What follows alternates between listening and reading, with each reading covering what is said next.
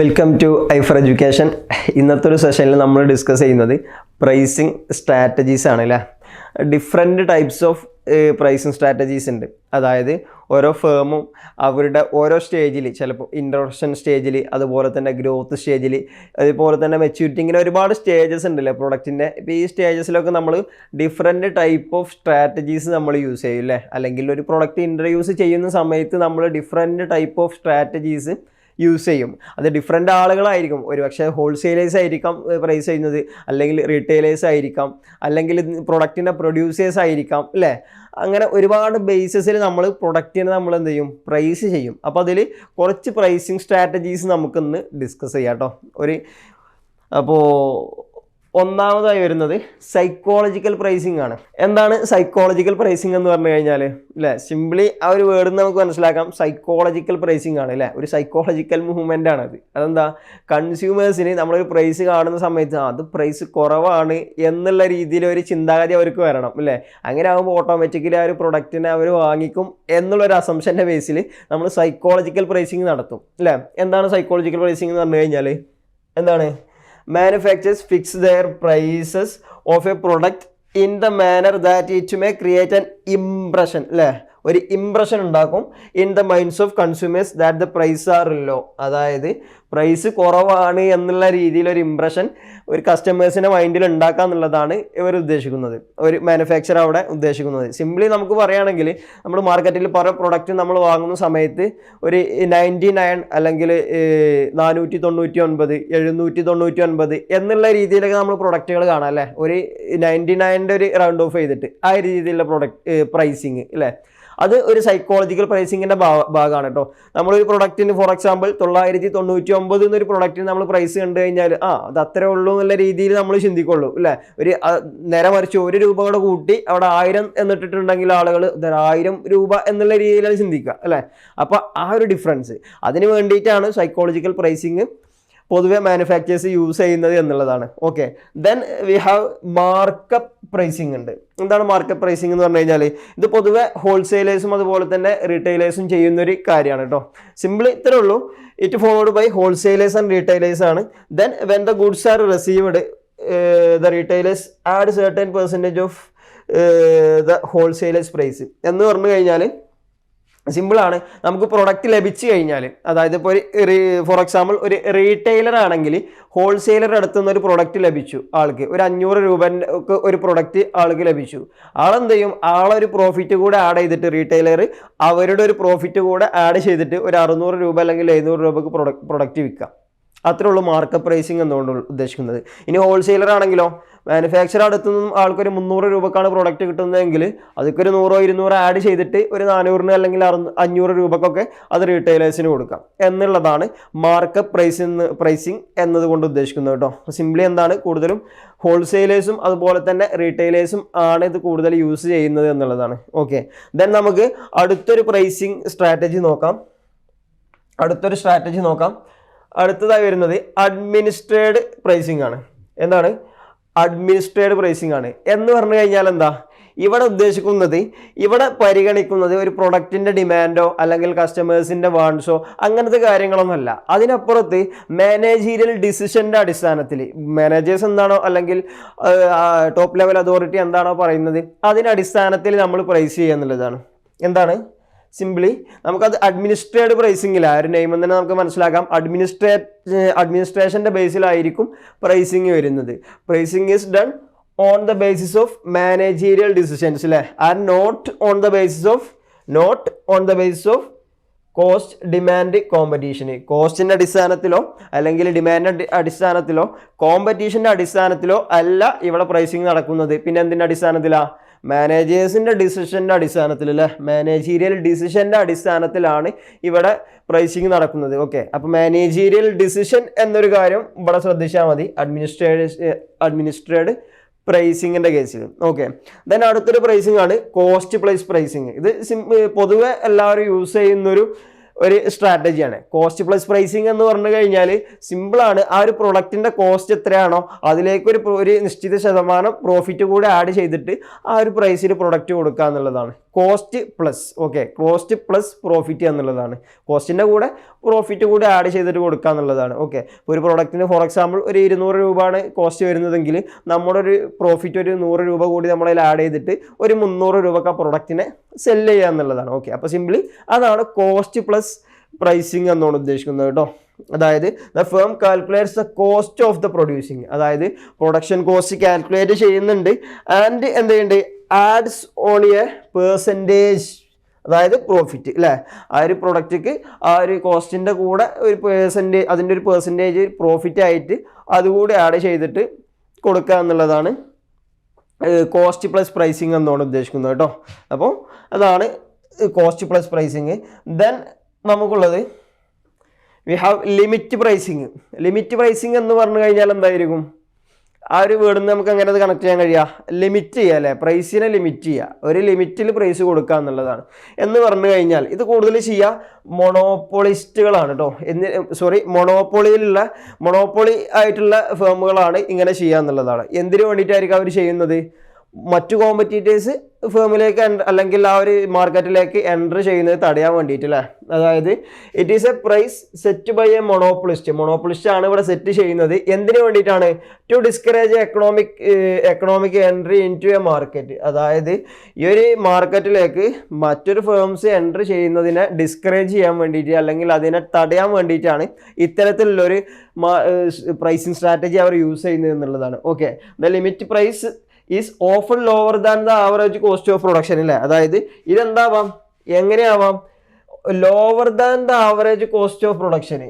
May be ഇതെന്തായിരിക്കും, production കോസ്റ്റിനേക്കാൾ കുറവായിരിക്കും ഈ ഒരു പ്രൈസ് ചില സമയങ്ങളിൽ അല്ലേ. അപ്പോൾ എന്തിനു വേണ്ടിയിട്ടാണ്, കോമ്പറ്റീറ്റേഴ്സ് എൻ്റർ ചെയ്യുന്നതിനെ തടയാൻ വേണ്ടിയിട്ട് മൊണോപ്പൊളിസ്റ്റുകൾ പൊതുവെ കൊടുക്കുന്നൊരു പ്രൈസിംഗ് ആണ് ലിമിറ്റ് പ്രൈസിങ് എന്നുള്ളത്.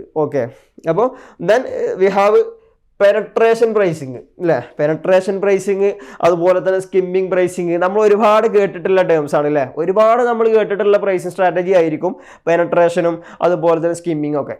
ഇത് രണ്ടും പൊതുവെ സൈമൾട്ടേനിയസ്ലി യൂസ് ചെയ്യുന്നത് ഒരു പ്രൊഡക്റ്റ് ഇൻട്രൊഡ്യൂസ് ചെയ്യുന്ന സമയത്ത്, ഒരു പ്രൊഡക്റ്റ് ഒരു മാർക്കറ്റിലേക്ക് കൊടുക്കുന്ന സമയത്താണ് ഇത് നമ്മൾ പൊതുവെ യൂസ് ചെയ്യാറുള്ളത് അല്ലേ. അപ്പോൾ പെനട്രേഷൻ എന്ന് പറഞ്ഞു കഴിഞ്ഞാൽ എന്തായിരിക്കും, പെനട്രേറ്റ് ചെയ്യുക അല്ലേ, ഒരു മാർക്കറ്റിനെ പെനട്രേറ്റ് ചെയ്യാൻ വേണ്ടിയിട്ടാണ് ഇത് യൂസ് ചെയ്യുന്നത്. എന്ന് പറഞ്ഞു കഴിഞ്ഞാൽ ഇനീഷ്യലി ഒരു സ്മോൾ പ്രൈസ് അല്ലെങ്കിൽ ഇനീഷ്യലി ഒരു ചെറിയൊരു പ്രൈസാണ് കൊടുക്കുക, എന്നിട്ട് അതിന് ശേഷം പിന്നെ നമ്മൾ പ്രൈസ് നമ്മൾ എന്ത് ചെയ്യും, കൂട്ടി കൊണ്ടുവരിക ചെയ്യുക അല്ലേ. ഇനീഷ്യലി ഒരു 150 രൂപ നമ്മൾ പ്രൈസ് കൊടുത്തു കഴിഞ്ഞാൽ പിന്നീട് അതൊരു 200, 250, 300 ആ രീതിയിൽ കൊണ്ടുപോകുന്നതിനെയാണ് പെനട്രേഷൻ പ്രൈസിങ് എന്നാണ് ഉദ്ദേശിക്കുന്നത്. പ്രൈസ് അല്ലെങ്കിൽ മാർക്കറ്റിനെ പെനട്രേറ്റ് ചെയ്യുക എന്നുള്ളതാണ്. അല്ലേ. അതായത് setting the price lower than what is offered by other competitors അല്ലേ. അതായത് മറ്റു കോമ്പറ്റീറ്റേഴ്സ് കൊടുക്കുന്ന പ്രൈസ് ഏതാണോ അതിനേക്കാൾ കുറഞ്ഞ പ്രൈസിൽ നമ്മൾ കൊടുക്കുക എന്നുള്ളതാണ്. അതിനേക്കാൾ ലോവർ ആയിട്ടുള്ള പ്രൈസിൽ നമ്മൾ കൊടുക്കുക. Then in order to attract customers and gain market share. എന്തിനു വേണ്ടിയിട്ടാണ്, പ്രധാനമായിട്ടും നമ്മുടെ മാർക്കറ്റ് ഷെയർ ഗെയിൻ ചെയ്യാൻ വേണ്ടിയിട്ടും അതുപോലെ തന്നെ കസ്റ്റമേഴ്സിനെ അട്രാക്ട് ചെയ്യാൻ വേണ്ടിയിട്ടുമാണ് അല്ലേ. നമ്മുടെ കോമ്പറ്റീറ്റേഴ്സ് ഒരു ഹൈ പ്രൈസിൽ കൊടുക്കുന്നുണ്ടെങ്കിൽ സെയിം ഫീച്ചറുള്ള സെയിം പ്രൊഡക്റ്റ് നമ്മൾ എന്ത് ചെയ്യാണ്, ഒരു കുറഞ്ഞ പ്രൈസ് അതിനേക്കാൾ ലോവർ ആയിട്ടുള്ള ഒരു പ്രൈസിൽ നമ്മൾ കൊടുക്കുകയാണ് അല്ലേ. അങ്ങനെ കൊടുക്കുന്ന സമയത്ത് ഓട്ടോമാറ്റിക്കലി നമ്മുടെ കസ്റ്റമേഴ്സ് എന്ത് ചെയ്യും, നമ്മുടെ പ്രൊഡക്റ്റിലേക്ക് വരും, അതിൽ ആകർഷകരാകും എന്നുള്ളതാണ്.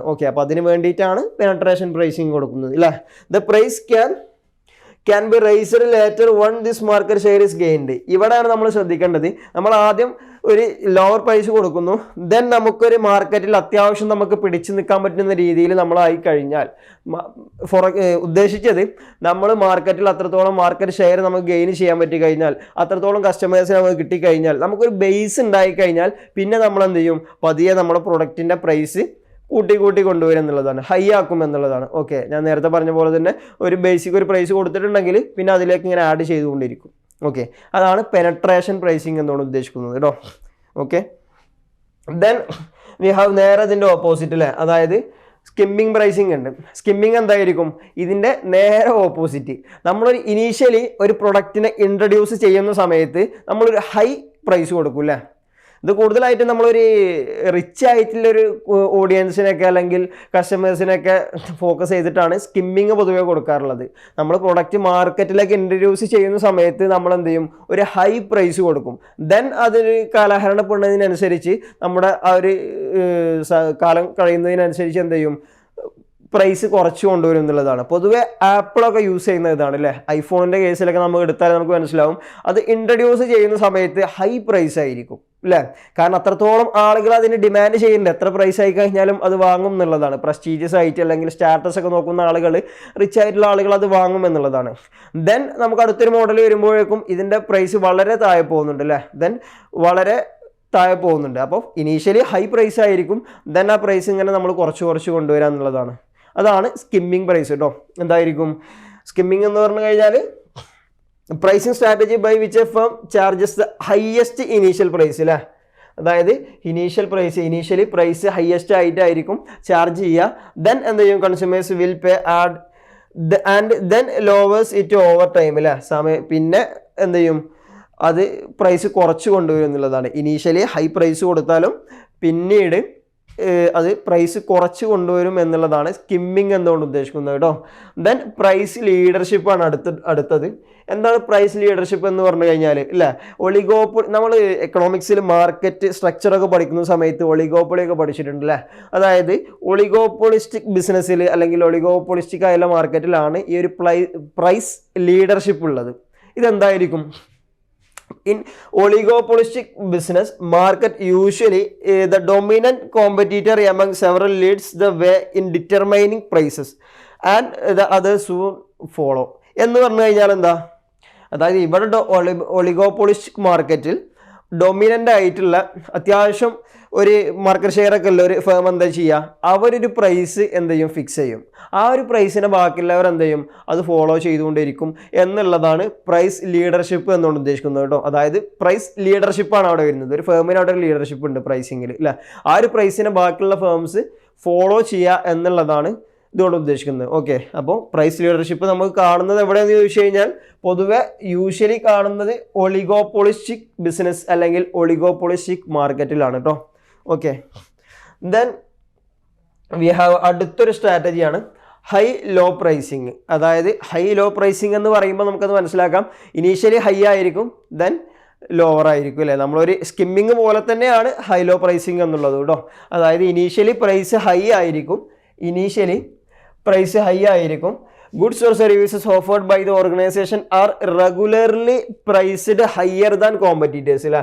അതായത് കോമ്പറ്റീറ്റേഴ്സിനേക്കാൾ ഹയർ ആയിരിക്കും, ബട്ട് ത്രൂ പ്രൊമോഷൻസ്, അഡ്വർടൈസ്മെൻറ്റ്സ്, അതുപോലെ തന്നെ and coupons lower prices are offered on key items. അതായത് എന്ന് പറഞ്ഞു കഴിഞ്ഞാൽ കീ ഐറ്റംസ് അല്ലേ. അതായത് ഇനീഷ്യലി ഹൈ പ്രൈസ് സെറ്റ് ചെയ്യും, ദെൻ ഇതിൻ്റെ കീ ഐറ്റംസിൽ, കീ ആയിട്ടുള്ള പ്രൊഡക്ട്സിൽ പിന്നെ എന്ത് ചെയ്യും, പിന്നെ പതിയെ അതിൻ്റെ പ്രൈസ് കുറയും എന്നുള്ളതാണ്. ഒരു സ്കിമ്മിങ് പോലെ തന്നെയാണ് ഇവിടെയും ഉദ്ദേശിക്കുന്നത്. ഓക്കെ, ഇവിടെ കോമ്പറ്റീറ്റേഴ്സിനേക്കാൾ കൂടുതലായിരിക്കും ഇവിടെ പ്രൈസ് കൊടുക്കുക എന്നുള്ളതാണ് ഒരു ഡിഫറൻസ്. ഓക്കെ, അപ്പോൾ ദെൻ ഇനീഷ്യലി ഹൈ പ്രൈസ് ആയിരിക്കും, പിന്നെ ആ ഒരു പ്രൈസ് നമ്മൾ കുറച്ച് കൊണ്ടുവരിക എന്നുള്ളതാണ്. ഓക്കെ, ദെൻ ലോസ് ലീഡർ ഉണ്ട് അല്ലേ. ലോസ് ലീഡർ എന്ന് പറഞ്ഞു കഴിഞ്ഞാൽ എന്തായിരിക്കും, ലോസ് ആണ് അല്ലേ. അതായത് അവിടെ ലോസിലായിരിക്കും പ്രൈസ് ഉണ്ടാവുക.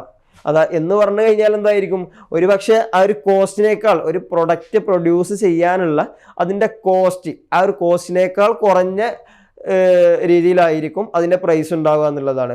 ഫോർ എക്സാമ്പിൾ, ഒരു പ്രൊഡക്റ്റ് പ്രൊഡ്യൂസ് ചെയ്യാൻ നമുക്ക് ഒരു 300 രൂപ വരുന്നുണ്ടെങ്കിൽ നമ്മുടെ പ്രൈസ് എന്ന് പറയുന്നത് ഒരു പക്ഷേ 290 അല്ലെങ്കിൽ 280 ആയിരിക്കും. ഓക്കെ, അതുകൊണ്ടാണ് ലോസ് ലീഡർ എന്ന് പറയുന്നത്. ലോസ് എന്ന് പറഞ്ഞു കഴിഞ്ഞാൽ ലോസിലായിരിക്കില്ല. ലീഡർ എന്ന് പറഞ്ഞു കഴിഞ്ഞാൽ എന്തായിരിക്കും, അവർക്ക് ഒരു ഡൊമിനൻസ് നിലനിർത്താൻ വേണ്ടിയിട്ടായിരിക്കില്ല, ലീഡറായിട്ട് നിൽക്കാൻ വേണ്ടിയിട്ടായിരിക്കും. ഓക്കെ, അപ്പോൾ ലോസ് ലീഡർ എന്നുള്ളതിനെ അങ്ങനെ കണക്ട് ചെയ്താൽ മതി കേട്ടോ. അതായത് a loss leader or leader is a product sold at a low price അല്ലേ.